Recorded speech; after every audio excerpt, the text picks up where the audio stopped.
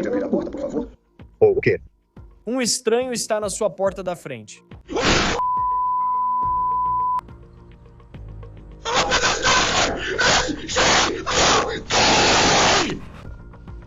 Um verdadeiro pesadelo capturado por uma câmera. Você está assistindo a On the Case, apresentado por Law and Crime. Eu sou Chris Stewart.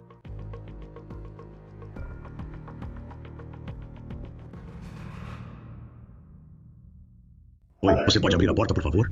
Para quê? Eu só quero ter certeza de que está tudo bem. Tem algumas peças. Como assim? Não sei, só achei melhor conferir algo. De acordo com a polícia, esse homem apareceu na casa de uma família em Fairfield, Califórnia, e entrou. O suspeito desse caso acabou de comparecer ao tribunal. Descobrimos com essa audiência que a história é bem maior. Então vamos voltar para esse vídeo que viralizou. Isso aconteceu em 7 de abril de 2026 em Fairfield, Califórnia, que fica a cerca de 1 hora ao norte de São Francisco. Segundo a polícia de Fairfield, uma mulher grávida e seu filho de 5 anos estavam sozinhos em casa. O pai tinha acabado de sair para resolver algo, e então a campainha toca. Você pode abrir a porta, por favor? Para quê? O pai que está assistindo pelo celular fala com essa pessoa na porta através da câmera. Então o pai diz para ele ir embora. Saia da minha casa. Onde está sua filha, cara? Onde está sua filha, cara? Do que você está falando? Onde está sua filha? Quem está com você? Mano. Se não abrir essa porta, eu vou arrombar. Tá me entendendo? De acordo com a polícia, o pai, que ainda está assistindo tudo isso acontecer pelo celular, deu meia volta e está correndo para casa com a esposa grávida e o filho pequeno dentro de casa. Enquanto isso, esse homem que está do lado de fora continua falando. Ele se identifica com um nome estranho. Não sei quem você é. Você não é deste bairro, com certeza. Mas esse é o meu bairro. Sim, eu moro lá. Eu não te conheço. Meu nome é Harry Dresden. Abra a porta. Este é o meu bairro. Open the door.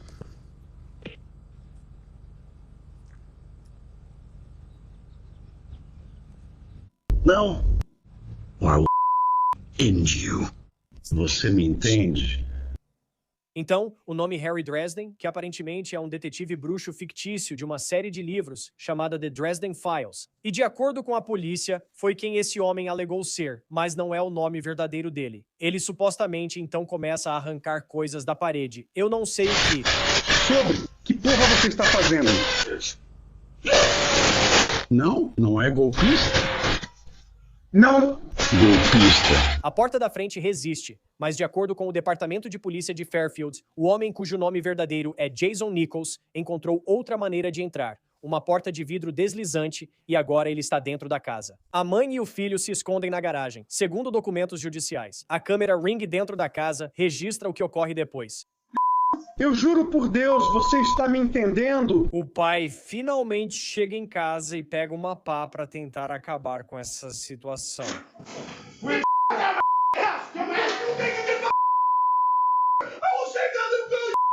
Qual é o terceiro cômodo? Que pá, tô te dando uma chance agora. Eu tô te dando uma chance. Cai fora da minha casa. Esse é o terceiro cômodo, mano. Eu tô te falando, sai da minha casa, por favor. Alguma pergunta? Sai da minha casa. Valeu pela pergunta, por favor. Não tem ninguém aí dentro. Tem 3 cômodos lá dentro. Eu não sei quem você é. É melhor você ir. Eu não sei de quem você está falando, cara. E o seu grito? Você é militar? Sim. Tudo bem, você pode me ajudar? Tudo bem. Entendo o que você está passando. Sim. Você pode sair lá pra fora? Sim, senhor. Obrigado por perguntar.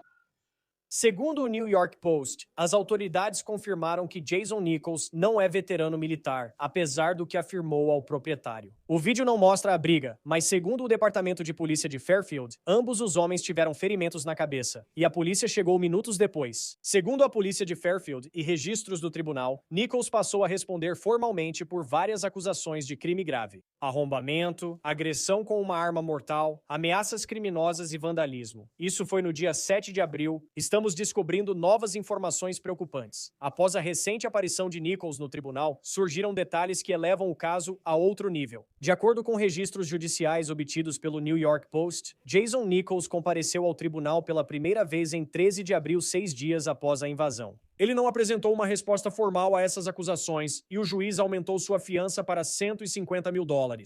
Dizem que Nichols morava na mesma região dessa família, o que é assustador se for verdade. Vamos falar mais sobre isso em um instante. De acordo com o juiz, a segurança das vítimas é fundamental neste caso. Mas, aparentemente, o que supostamente vimos acontecer em 7 de abril não é o único problema que Nichols teve recentemente. Agora ele enfrenta uma nova acusação sem relação com o incidente viral da campainha Ring que mencionamos. De acordo com esta declaração recente do Departamento de Polícia de Fairfield, uma testemunha se apresentou e relatou um suposto encontro entre Nichols e seu filho no dia 5 de abril, que foi 2 dias antes do incidente com a outra família.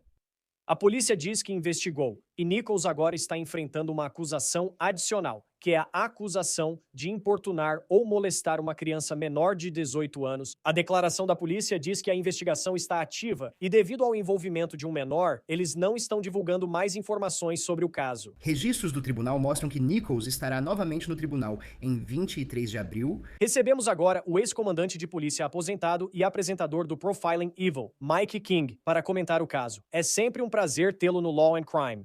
Tem vezes que eu penso, será que eu realmente preciso da minha campainha Ring? Sabe, será que porque você paga aquela assinatura mensal? Você vê essa história e pensa, será que eu tenho campainhas Ring suficientes na minha casa? É terrível. Chris, concordo com você. Foi exatamente o que pensei. Penso nesse caso e no da Nancy Guthrie. Sim. A quantidade de informação que chega. E, sinceramente, esse caso em particular foi tão perturbador que, se as pessoas não têm um, é melhor começarem a pensar em ter um.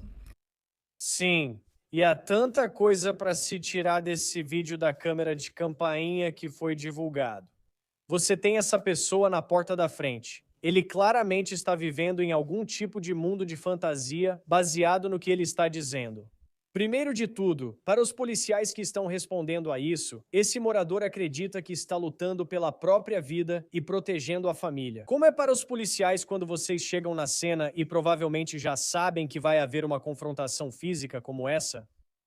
Bem, sabe, eu acho que os policiais, eu não vi as imagens da câmera corporal. Eu vi o que a imagem da campainha capturou, mas obviamente havia vários policiais lá. O desafio que você enfrenta quando é um policial de patrulha respondendo a uma ocorrência é a urgência da situação, porque você pode ser o primeiro policial a chegar ao local e está tentando se aproximar aos poucos. Você está tentando ter algum tipo de cobertura e ocultação enquanto se aproxima da casa, porque sabe que aparentemente há um agressor violento lá e está tentando tomar essa decisão. Eu entro sozinho porque há pessoas em risco ou espero até ter reforço adequado. O que eu achei que vi nessas imagens é que os policiais não só conseguiram confrontar o proprietário da casa, porque ele ainda está carregando aquela pá no começo, mas o predador está na área da varanda, pelo que parece. Então eles conseguiram rapidamente isolar o local e recuar um pouco, porque parece que os policiais só agiram quando já havia vários deles no local. Mas você tem tantas coisas passando pela sua cabeça porque não sabe se vai usar força menos letal, se vai simplesmente colocar o braço em volta do cara e levá-lo até o carro da polícia, ou se pode acabar tendo que usar força letal.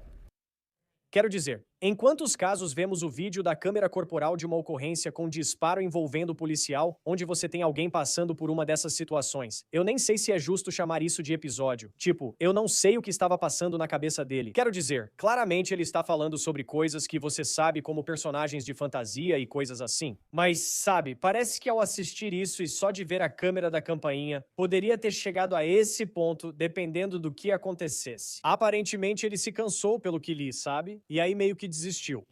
Quando você vê as imagens da câmera da campainha, porque pra mim, eu só vejo ele ficando cada vez mais irritado. E aí, sabe, é assustador. Mas como alguém que investiga casos, quais foram alguns dos momentos, agora que você está montando o seu caso, que mais chamaram sua atenção? Bem, eu acho que quando você observa o comportamento envolvido, você precisa levar em consideração alguns tipos diferentes de teorias.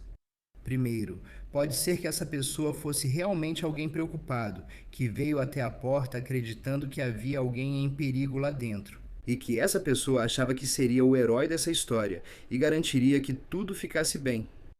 Você tem que considerar essa possibilidade, mas aí, quando você vê o comportamento mudando, quando vê um cara vestido de roupão e chinelos, fica claro que foi uma decisão tomada no impulso.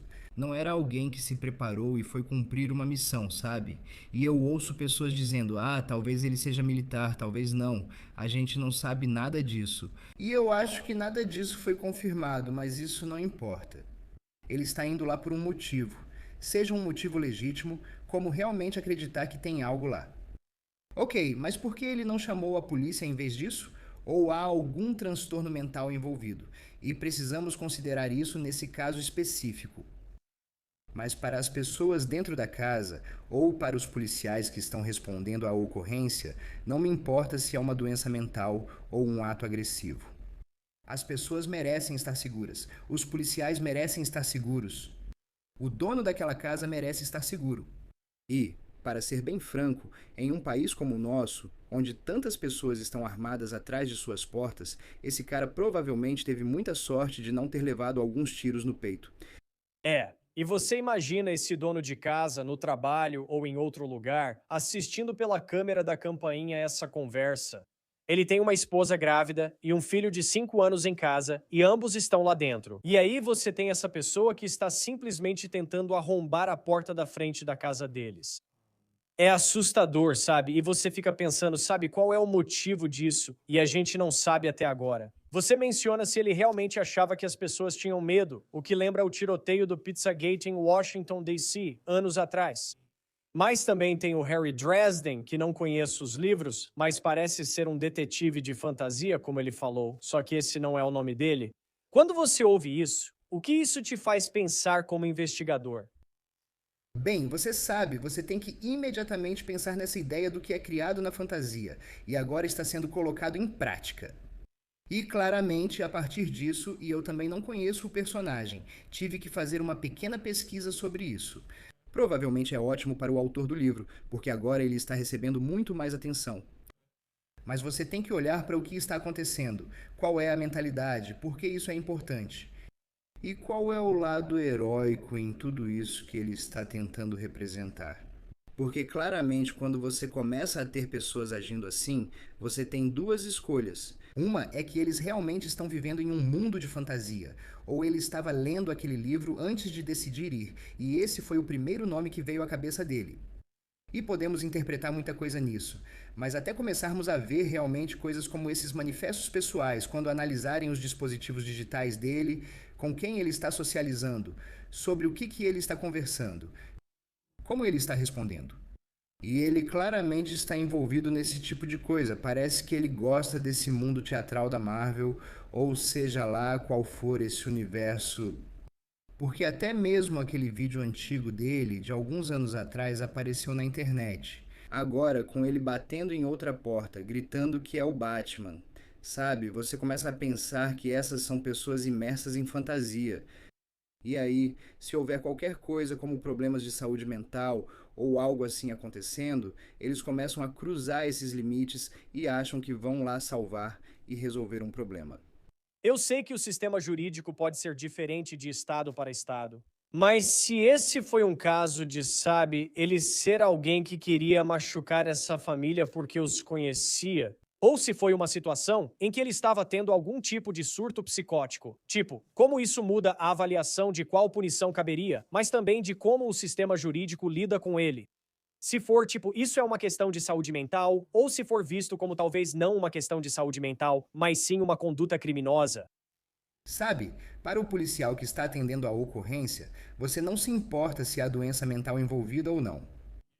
É um trabalho bem simples, existem elementos de crimes. E se esses elementos estiverem presentes, neste caso, por exemplo, invasão para cometer crime, entrar ou permanecer ilegalmente com a intenção de cometer um roubo, uma agressão ou qualquer outro tipo de crime grave. Você não se importa se aquela pessoa está tendo um dia ruim ou se ela não ganhou biscoitos quentes e leite quando chegou da escola ontem. Seu trabalho é resolver esse problema imediato. Quando isso chega ao sistema judicial, ele precisa lidar com questões que acabam sendo muito frustrantes para nós. Quando pensamos, por exemplo, em doença mental, será que alguém não deveria ser responsabilizado porque tem uma doença mental? Acho que precisamos ser compassivos e compreensivos quanto a isso. Mas quando você tem casos como esse em particular, ou vamos falar do caso da mulher ucraniana que foi assassinada em um ônibus por alguém com doença mental. Se você é o familiar, a vítima ou a pessoa que está presenciando isso, você não se importa se a pessoa tem doença mental ou não. Essa pessoa deve ser detida, afastada e mantida sob custódia até que seja seguro retorná-la à sociedade ou aplicar punição legal.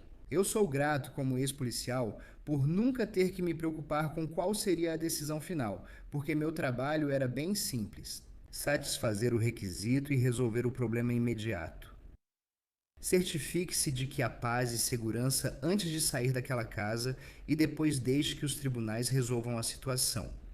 Sim, e nesse caso ele supostamente mora nos fundos de onde isso aconteceu. Quero dizer, ele mora logo ali na esquina. Eu sei que ele enfrenta uma fiança alta agora, mas fico pensando se de algum jeito ele conseguiria pagar. A casa dele é ali, esse é o endereço. E é tipo, como isso é resolvido de um jeito que se você é essa família, você não gosta? Tipo, vocês têm que se mudar só porque esse cara está logo atrás de vocês? Essas são situações em que você se pergunta como tudo vai se desenrolar. No tribunal, o promotor. Posso talvez acrescentar algo? Eu fiz um mapa disso, e essa é a casa onde o evento aconteceu. E eu ouvi a mesma coisa, que ele morava atrás deles. Não tem como ele ter morado atrás deles. Porque tem uma rua de 2 pistas, uma rua de 4 pistas logo atrás da residência. O que achei muito interessante, porque isso significa que esse cara teve que vir de outro lugar. Ele não é o vizinho de trás da casa, e eu fico me perguntando do que se trata esses relatos. E pode ser que eu só não esteja entendendo, mas quando você olha para aquele local, ele teve que fisicamente entrar em uma rua que é sem saída. Então ele estava lá por um motivo específico, seja porque estava vagando ou porque escolheu aquela casa. Mas quando ouço as pessoas dizendo: "Ei, o motivo de tudo isso estar acontecendo desse jeito é porque ele estava nos fundos da casa", eu não estou vendo isso. Então, qual era a casa onde isso aconteceu? Se você puder mostrar com o cursor. Com este ponto no telhado. Porque você também fica curioso. Digo, você olha para isso. É uma rua sem saída. Não é, sabe, bem no fundo da rua sem saída. E é só, sabe, uma das casas ao longo do caminho. E é tipo, como você consegue descobrir, sabe, essa pessoa, tipo, por que ela escolheu exatamente essa casa? Exatamente. E é por isso que a geografia se torna tão importante nesses casos também, porque ouvimos as pessoas tentando teorizar ou até mesmo o próprio suspeito dizendo por que eles poderiam saber de alguma coisa. Para mim, eles têm que se explicar se disserem: "Ah, eu ouvi pelo quintal dos fundos", a menos que tenham ouvido andando pela rua. E foi isso que motivou ou algo assim. Mas eu acho sempre incrivelmente interessante ver a geografia do lugar e analisar isso. E, novamente, só há uma entrada e uma saída para chegar àquela casa e acessar aquele bairro. Eu não consigo ver e não olhei uma imagem do Street View do Google, por exemplo, mas não consigo imaginar que eles não teriam uma cerca nos fundos, ao longo daquela estrada movimentada. E aquela casa só é acessível pela frente, a menos que você escale uma cerca, eu acho. Não, esse é um ponto válido. E tenho certeza de que, para os investigadores, você está tentando juntar cada detalhe de como isso aconteceu. Tipo, quais foram os detalhes de quando começou e quando terminou? Sabe? E há muita curiosidade sobre por que ele fez isso, o que estava passando pela cabeça dele. Mas aí você também assiste a câmera da campainha Ring. Isso meio que fala por si só. Tipo, o quanto esse tipo de coisa, o mundo de fantasia e tudo isso, realmente importa na hora de processar esse caso, já que tanta coisa foi registrada em vídeo e dá pra ver claramente o que ele está fazendo. Eu não acho que vai haver qualquer tipo de desafio no processo criminal se isso realmente virar um caso criminal. Se acabar sendo uma questão de saúde mental, então isso pode, na verdade, servir como evidência para um terapeuta, psicólogo ou perito forense dizer que isso é uma prova do delírio que estava acontecendo. Isso não muda o impacto para o proprietário da casa e o risco de que isso poderia ter acabado em um tiroteio dentro de uma residência.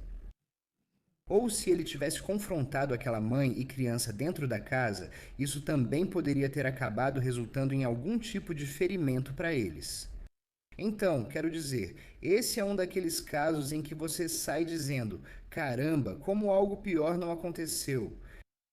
Eu vi o promotor no tribunal dizendo que esse suspeito, Nichols, disse de forma bem direta, e supostamente ele disse isso, abre aspas, eu vou te matar. Quando alguém diz isso, só em termos da lei e enquanto você está construindo seu caso, porque eu sei que, em uma conversa, alguém pode dizer isso quase como uma piada e não está falando sério.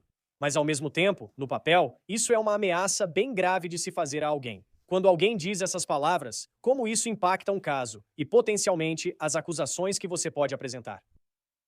Bem, novamente, acho que vai depender do contexto geral, porque é realmente chocante ouvir essas palavras. E para alguém do outro lado da porta, isso é algo que faria você se defender, sabendo que a possibilidade de ser morto é possivelmente iminente. Isso cria situações realmente assustadoras quando começamos a falar sobre soleiras das portas das casas, porque já vimos casos em que pessoas, por exemplo, atiraram através da porta ou fizeram outras coisas. E isso se tornou um verdadeiro desafio legal, diferente de alguém que entra na casa, como ele fez, e se algo tivesse acontecido. Mas quando se trata de tornar o caso mais perigoso ou não, não acho que isso vá mudar muito a complexidade do caso. Além de ser apenas mais um fator a se somar ao conjunto do comportamento, mostrando que esse cara era incrivelmente ameaçador. Sim, foi muito bem colocado. E você pensa nessa família também. Mesmo que esse cara vá embora, quando tudo acabar e você se mudar, só de ter paz de espírito em casa.